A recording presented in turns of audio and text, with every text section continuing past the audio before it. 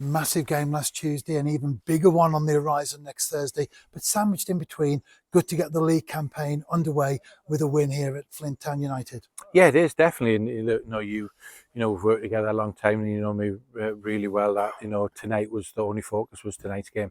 We get here, we're prepared. We prepared yesterday properly. We picked the strongest team I could pick from. I think could win the game. Lads that needed minutes as well. The young lads done ever so well as well. I thought Ben Woolham, Nate DeForo and Jake Canavan were fantastic in there. Three young players that haven't played an awful lot of football, played 90 minutes, all three of them, and were excellent. I thought Blaine Hudson was fantastic. He was absolutely colossal at the back today because, Flint are a big team. Obviously, got Jake Phillips' long throw. He can throw it in the box from near enough anywhere. Set plays was really, really tough. Big, strong, aggressive team from set plays and long throws. So, and it was brilliant for Sean Bradley to get himself 90 minutes and 3 goals because arguably, Sean probably thinks he should have played more minutes than he should have, and I wouldn't be against him. He's player of the year last year. He's come in and he's done really well pre-season, but he's answered and he's done tonight what you would want a seasoned professional to do. What somebody with a good attitude. He's not sulked. He's not threw his toys out the pram. He's worked hard in training.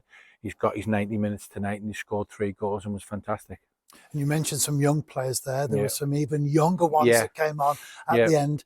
There is a great academy set up at the New Saints, and as they've shown tonight, they can slot in comfortably in the first team. Yeah, it is. They've done it against them. We started with an even younger team again against Flint in the cup.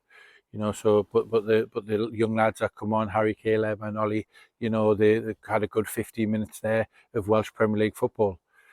So it's brilliant for them. It's fantastic. So when you look at it, the team that finished there, we've got 6 players there, 19 and under, all come through the academy. So it's fantastic from the great work that the lads are doing beneath us.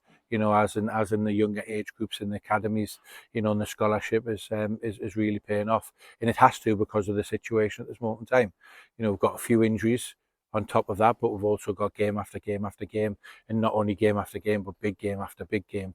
So it's really important that we can lean on the youth, and they'll get that opportunity. And certainly over the 2 games, the 2 Flint games, League and Cup, they've taken it and really impressed themselves.